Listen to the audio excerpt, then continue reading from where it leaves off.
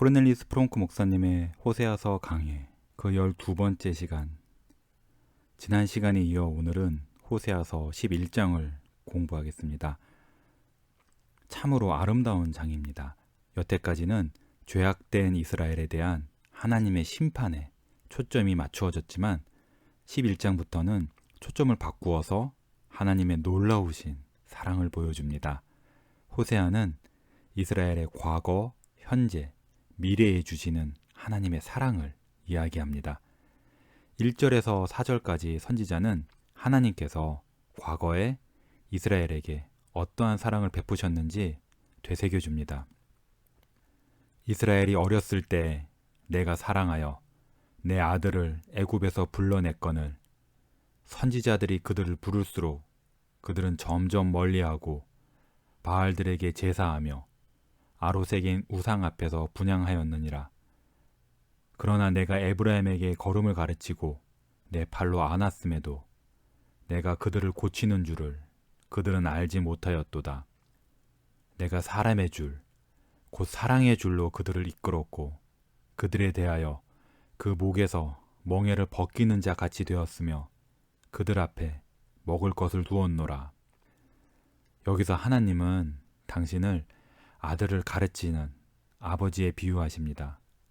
가르치려는 아버지의 노력에도 불구하고 아들은 배우려 하지도 않고 감사하려 하지도 않습니다.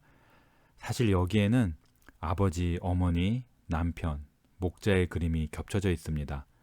하나님께서는 당신의 백성에게 아버지가 되시고 어머니가 되시며 남편이요 또 목자가 되십니다. 다정하고 끈기 있게 사랑하시고 가르치시며 먹이시고 기르십니다. 하지만 이런 여호와 하나님의 애정어린 보살핌에 이 이스라엘 백성들이 어떻게 반응했습니까? 여호와께서는 그들은 점점 멀리하고 바알들에게 제사하며 아로새긴 우상 앞에서 분향하였느니라. 내가 그들을 고치는 줄을 그들은 알지 못하였도다. 내게 돌아오기를 싫어하니 끝끝내 내게서 물러가니라 하고 한탄하셨습니다. 이 둘의 대조는 참 충격적입니다. 한편에는 이스라엘을 끈질기게 사랑하시는 여호와 하나님이 계시고 다른 한편에는 이 사랑을 멸시하는 이스라엘이 있습니다. 어떻게 해야 할까요? 하나님께서 이 감사할 줄 모르는 백성들을 어떻게 다루셔야 할까요? 방법은 하나뿐입니다. 포기하시는 것입니다. 예, 여호와 하나님께서 이스라엘을 버려야 합니다. 그들은 버림받아 마땅합니다. 하지만 하나님께서는 이스라엘을 차마 버리실 수 없습니다. 물론 이스라엘을 심판하실 것입니다. 아수르인들로 하여금 이스라엘 땅을 침략하게 하셔서 이스라엘을 엄히 징계하실 것입니다. 아수르인들은 이스라엘의 성읍을 무너뜨리고 사람들을 노예로 삼고 포로로 끌고 갈 것입니다. 이 환란을 겨우 모면한 사람들은 애굽으로 들어가서 한동안 피해 있을 것입니다. 하지만 결국에도 이들 또한 환란을 당할 것입니다. 모두가 자기네 죄 때문에 진노하신 하나님의 진노의 막대기를 느낄 것입니다. 하지만 하나님께서는 이스라엘을 모조리 멸하시지는 않으실 것입니다. 여기서 하나님은 매우 이상한 말씀을 하십니다. 아니, 매우 놀랍고 아름다운 말씀을 하십니다. 8절에 보면은 에브라임이여 내가 어찌 너를 놓겠느냐, 이스라엘이여 내가 어찌 너를 버리겠느냐, 내가 어찌 너를 아드마같이 놓겠느냐, 어찌 너를 스보임같이 두겠느냐. 내 마음이 내 속에서 돌이키어 나의 긍휼이 온전히 불붙듯 하도다 라고 말씀하셨습니다. 여호와께서는 물론 이스라엘이 심판받아 마땅하다는 것을 아십니다. 하나님께는 이스라엘을 영영 버리실 충분한 권리가 있습니다. 하지만 하나님은 그렇게 하실 수 없습니다. 무언가가 하나님을 붙잡고 있습니다. 호세아는 여기서 하나님을 마음이 나뉘어서 어찌해야 할지 모르는 사람처럼, 심지어 갈팡질팡하는 사람처럼 그려냅니다. 무엇이 이스라엘을 버리지 못하도록 여호와 하나님을 붙잡고 있는 것일까요? 바로 하나님의 사랑입니다. 내 마음이 내 속에서 돌이키어 나의 긍휼이 온전히 불붙듯 하도다. 하나님의 공의는 하나님에게 이스라엘은 심판받아 마땅합니다 라고 말하고, 하나님의 사랑과 자비는 이스라엘을 살려두셔야만 합니다 라고 말합니다. 어떻게 여호와께서 이렇게 말씀하실 수 있을까요? 하나님을 너그럽게 할 무언가가 이스라엘 사람들에게 있는 것일까요? 하나님께서 미처 못 보고 지나치신 어떠한 선한 것이 이스라엘 사람들에게 있는 것일까요? 아닙니다. 없습니다. 이스라엘과 또 오늘날 우리의 교회들을 볼 때 우리는 하나님을 너그럽게 만들 그 어떤 것도 우리 안에서 찾을 수 없습니다. 하지만 하나님 안에 무언가가 있습니다. 하나님 안에 무언가가 있어서 하나님으로 하여금 내가 어찌 너를 놓겠느냐, 내가 어찌 너를 버리겠느냐, 내가 어찌 아드마, 스보임 같이 멸망하게 두겠느냐 하고 말씀하시게 하는 것입니다. 여기서 아드마와 스보임은 소돔과 고모라와 같이 끔찍한 운명을 맞이한 옆에 있는 작은 두 마을입니다. 하나님 안에 무언가가 있어서 하나님으로 하여금 결코 그럴 수 없도다 라고 말씀하시게 합니다. 이런 구절에 어려움을 겪는 분들이 있는 줄로 압니다. 자신이 할 일을 앞두고 괴로워하는 그런 하나님? 그런 하나님이 우리가 알고 있는 성경 속의 하나님이라고요? 하나님은 불변하시는 분 아니십니까? 하나님께서는 어떤 일이 닥치더라도 무엇을 행하실지 정확히 알고 계시지 않나요? 이렇게 질문하실지 모릅니다. 존 칼빈은 주님께서 여기서 우리의 연약함에 당신의 눈높이를 맞추고 계시고 있다고 말합니다. 기꺼이 인성을 입으신 하나님께서는 남에게 해를 입고서 어찌해야 할지 속으로 갈등하는 사람으로 자신을 망설임 없이 그려내십니다. 어떻게 이 문제를 해결할고, 도대체 무엇을 해야 할고, 이 사람들을 벌해야 하지만 그럴 수 없도다 라고 말씀하시는 것처럼 말입니다. 공의가 하나님 앞에 나와서 자기 권리를 주장합니다. 주여, 이스라엘의 죄가 크고도 많사옵니다. 주의 진노를 내리심이 마땅하옵니다. 그러자 하나님의 자비가 앞으로 나와서 간청합니다. 하지만 주여, 주께서는 하나님이 아니시옵니까? 주의 백성의 죄가 정녕 끔찍하오나 주께서 그들을 다르게 대하실 수 있지 않습니까? 그들은 주의 언약의 백성이 아니옵니까? 주께서 그들과 세우신 이 특별한 관계는 어찌하옵니까? 그러니 그들의 조상 아브라함과 이삭과 야곱을 위하여 이스라엘을 살려주시옵소서 라고 간청합니다. 여호와께서는 자비가 이렇게 공의에 맞서 간청하시는 것을 들으시고서 내가 어찌 그들을 심판하겠느냐, 그럴 수 없도다 하고 말씀하십니다. 저는 칼빈이 옳다고 생각합니다. 하나님께서는 당신이 얼마나 심판하시기를 꺼려 하시는지를 우리가 알기를 원하십니다. 이사야는 심판이 하나님께 기이한, 어색한 일이라고 말했습니다. 이사야서 28장 21절을 보십시오. 하나님께서는 결코 심판하시기를 즐겨하지 않으십니다. 오히려 자비 베푸시기를 기뻐하십니다. 우리가 이 구절에서 배우는 것이 또 하나 더 있습니다. 우리 죄가 아무리 크더라도 주님께서는 기꺼이 용서하려 하신다는 사실입니다. 우리는 이 사실을 여기 호세아서에서뿐 아니라 성경 여러 곳에서 발견합니다. 예를 몇 개만 들어보겠습니다. 예수님께서 유대인들 사이에 머무실 동안 유대인들이 얼마나 끔찍한 죄들을 많이 저질렀습니까? 그리스도께서는 예루살렘을 바라보시고 슬피 우셨습니다. 예수님께서는 예루살렘이 곧 파괴될 것을 아셨고, 그래서 한없이 슬퍼하셨습니다. 누가복음 19장 41절을 보십시오. 그리고 예루살렘 사람들이 인간이 저지를 수 있는 가장 큰 죄, 즉 영광의 주를 죽이는 죄를 범했을 때 예수님께서 제자들에게 뭐라고 말씀하셨습니까?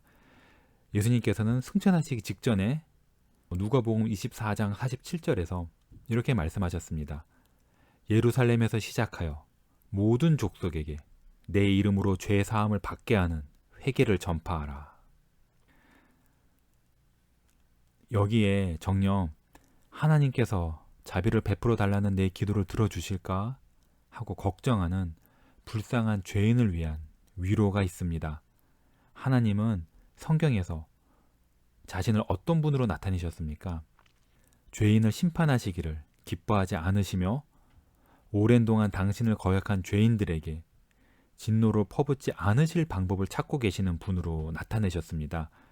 하나님이 이런 분이시니 그대가 하나님께 죄를 용서해달라고 간구한다면 하나님께서 아주 기꺼이 들어주시지 않겠습니까? 그대는 자비를 베풀어 달라고 간구하면서 주님 앞에 나오고 있습니까? 그렇다면 그대는 하나님께서 그대에게 진정 주고 싶어서 안 달라신 것을 청하는 것입니다.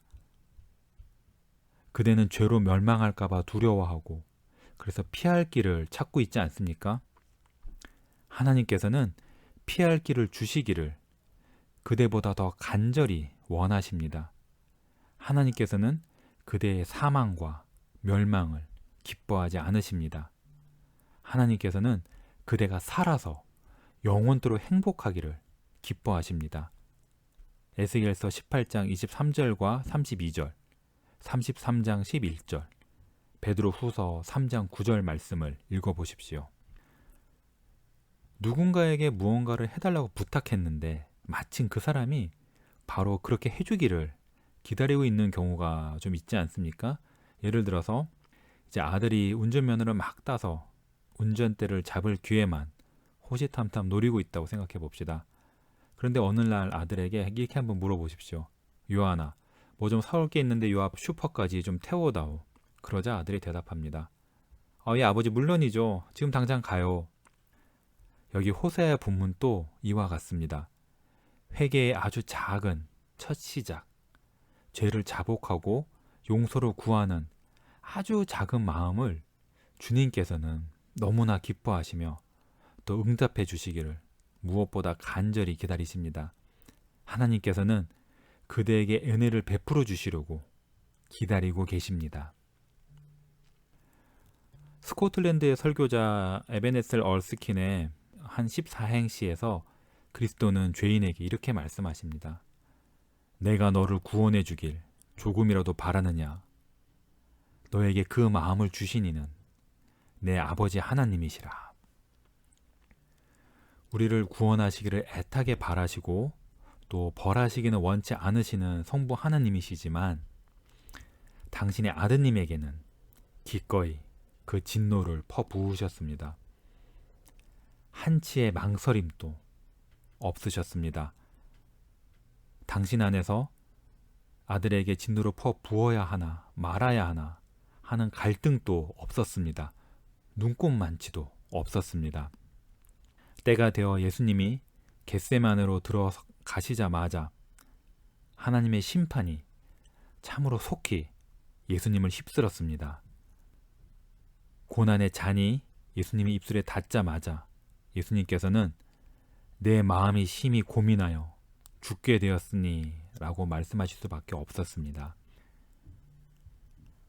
당신 백성들을 심판에 넘겨야 하자 하나님께서는 내가 어찌 너를 버리겠느냐, 내가 어찌 너를 놓겠느냐 하고 탄식하셨습니다. 하지만 당신의 아들을 십자가에 내어주실 때는 그런 말씀이 하나님의 입에서 나오지 않았습니다. 아무런 망설임도 거리낌도 물러섬도 없었습니다.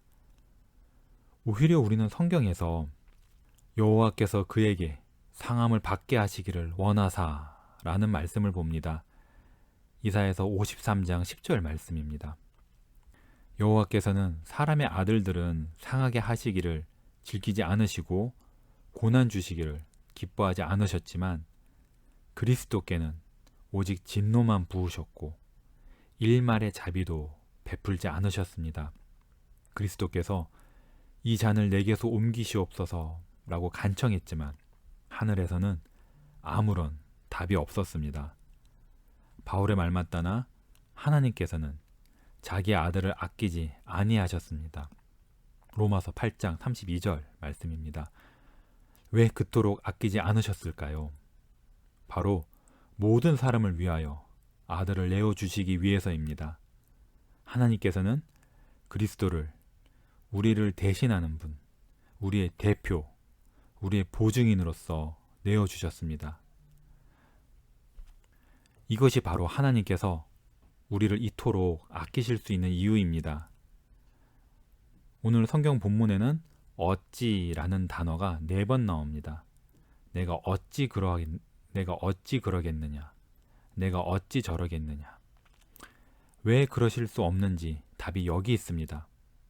바로 예수 그리스도 때문입니다. 때가 참에 예수 그리스도께서 오셔서 에브라임뿐 아니라 우리와 그대가 범한 우상 숭배와 영적 매춘의 죗값을 치르셨기 때문입니다. 선지자 미가가 말했습니다. 주와 같은 신이 어디 있으리이까? 주께서는 죄악과 그 기업의 남은 자의 허물을 사유하시며 이내를 기뻐하심으로 진노를 오래 품지 아니하시나이다. 다시 우리를 불쌍히 여기셔서 우리의 죄악을 발로 밟으시고 우리의 모든 죄를 깊은 바다에 던지시리이다. 미가서 7장 18절에서 20절 말씀입니다. 예수님께서 말씀하십니다. 내가 어찌 너를 놓겠느냐? 내가 죄인의 유일한 소망이라. 내가 너의 은혜로운 주 여호와로다.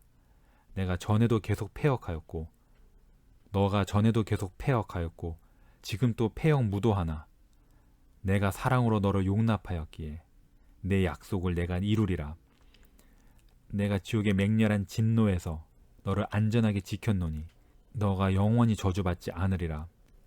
나는 결코 변하지 않음이라. 나의 아들아, 내 마음을 내게 달라. 내가 너의 슬픔을 짊어지게 하라. 너가 아무리 조심하고 능력 있고 재주가 좋아도 너 스스로 절망에서 벗어날 수 없노라. 이 예수님의 부르심에 이렇게 응답하십시오. 주여, 내 영혼을 사로잡으옵소서. 죄의 건세를 짓밟으시고 제 더러운 부패의 고삐를 채우옵소서. 믿음으로 이 싸움을 이기게 하옵소서. 아멘.